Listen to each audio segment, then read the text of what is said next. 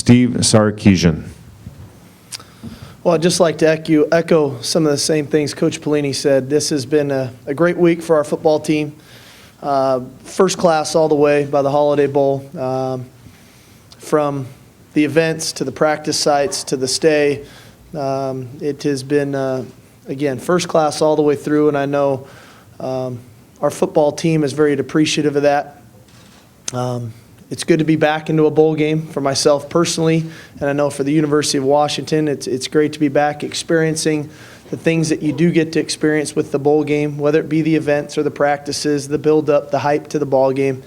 So through it all, it's been a very good week. I know that we've got an antsy football team that wants to play again. I feel like they have felt that they've gotten better as the year's gone on and obviously closed the way we needed to close in the final 3 ball games to get bowl eligible. And I think they just want to keep playing. They would have probably played the next week after the Washington State game because they just want to keep playing. And it's a credit to our kids. They've been extremely willing from day one, and I'm just proud of them that they've earned the right to be here. Coach, you have kind of a unique situation that you're facing in the bowl game with the team that you faced in the regular season. Is that revenge factor something you try to downplay, or is it something you can use? I don't think revenge is a factor at all. You know, I think two things come to mind with the question. One is, I don't know if I have more respect for a staff than Coach Pelini's staff at Nebraska. You know, when you assess the season and you self-evaluate yourself and you look at your opponents and how you played and what happened, probably the best coached football team we played all year. That being said, when you prepare for any ball game, at least in our eyes, our focus is about who we are, what we're about, and what we can control. And the revenge factor, that all sounds good probably in meetings the night before the game, but at the end of the day, if you can't stop inside zone, you can't stop power, the revenge, that doesn't matter. So ultimately, no, that's not a real factor for us. You said, Coach, good to be back at a bowl game for yourself. Right? You were at 7 of them at USC, 5 Rose Bowls. Have you been using a lot of the things you and Pete did there? Well, I think so. There's a real template in place that I believe in, that had a lot of success for us.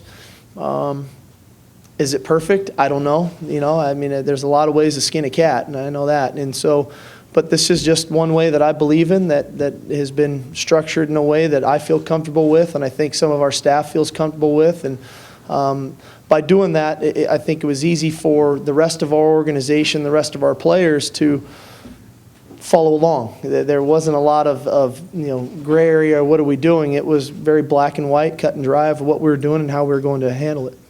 Coach, Jake Locker had a pretty tough day when you guys played Nebraska back in September. What did you see from him after that game, his reaction, and how he's bounced back into the season? Well, I thought a credit to Jake. You know, he was actually pretty beat up after that game, and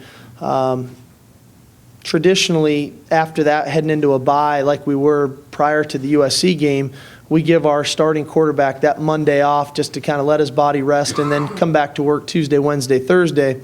And Jake said, no, I'm going. I want to play. I want to practice. I need to get better, Coach. And at the end of it all, might have played his best game the very next ball game versus USC. So he's a very competitive young man. He's an extremely humble young man.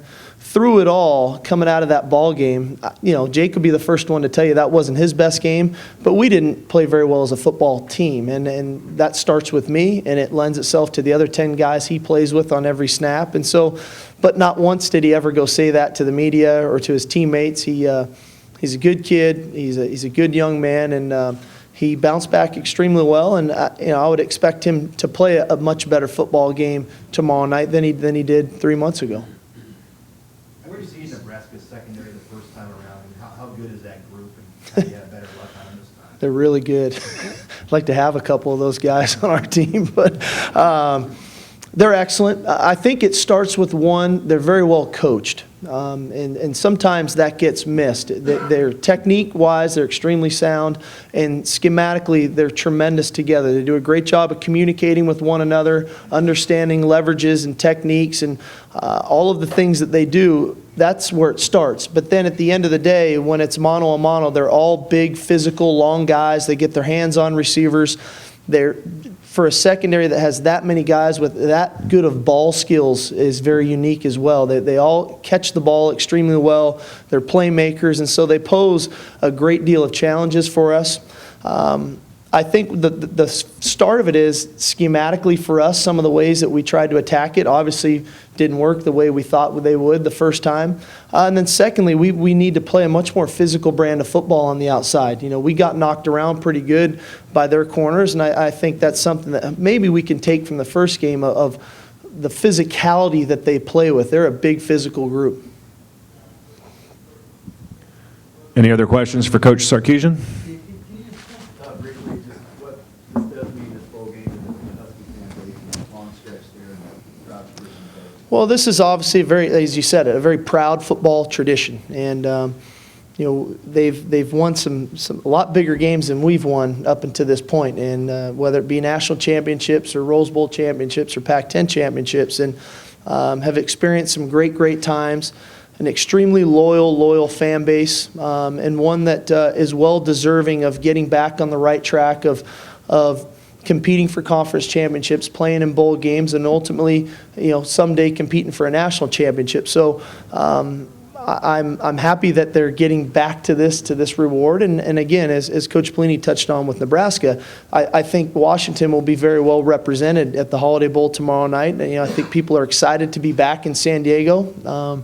They're excited to be back in the bowl game, and through it all, I think that they're proud Huskies, and they're just proud to be back on the stage of playing football in December. For your seniors, it's kind of been a journey to get here.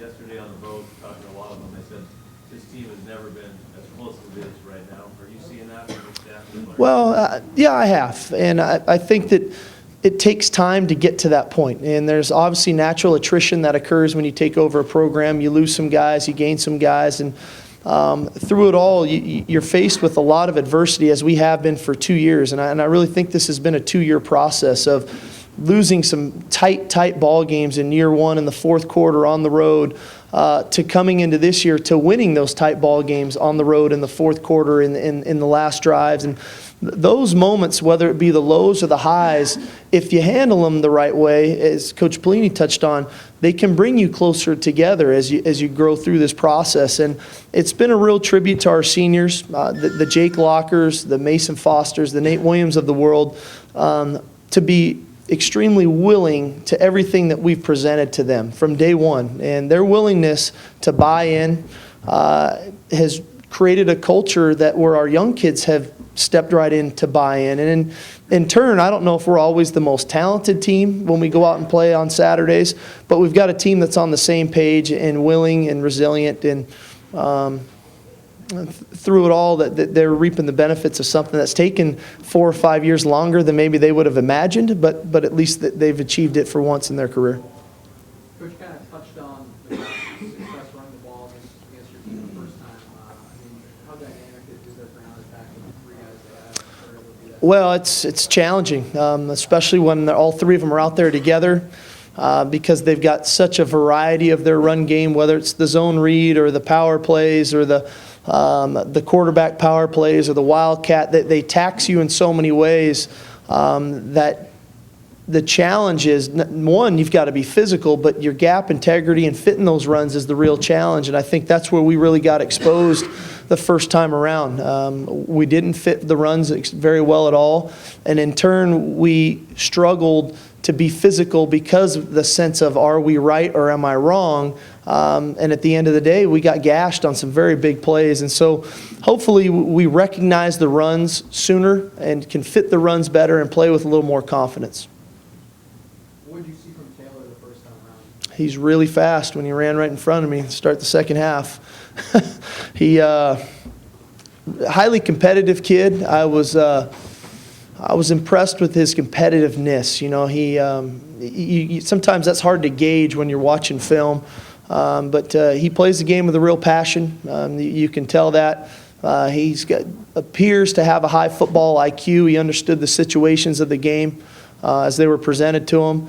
But at the end of the day, he's an explosive guy, and man, he's really fast. Did he break any stereotypes of how you see sometimes freshman quarterbacks react on the road? Because that was his first big road Yeah, I mean, I don't know. I wasn't in their huddle, and or obviously in their locker room, but from my perception from our sidelines, he looked calm. He looked like he belonged, and so I think, yeah. And Husky Stadium, as we know, is not always the easiest place to play for opposing quarterbacks, but I thought he handled himself great. Coach, where do you think your defense actually improved the most after the Nebraska game? You had the UCLA game, Yep. they run the pistol, the Cal game as well. You had a lot of physical Pac-10 teams as well. So where do you think your defense from that game on, especially in the final 3 games, where you think they improved the most and possibly have a better chance of stopping the run game? Well, again, I think our gap integrity. I thought early in the year we have obviously some pretty good players on our defense that were trying really hard to make every play.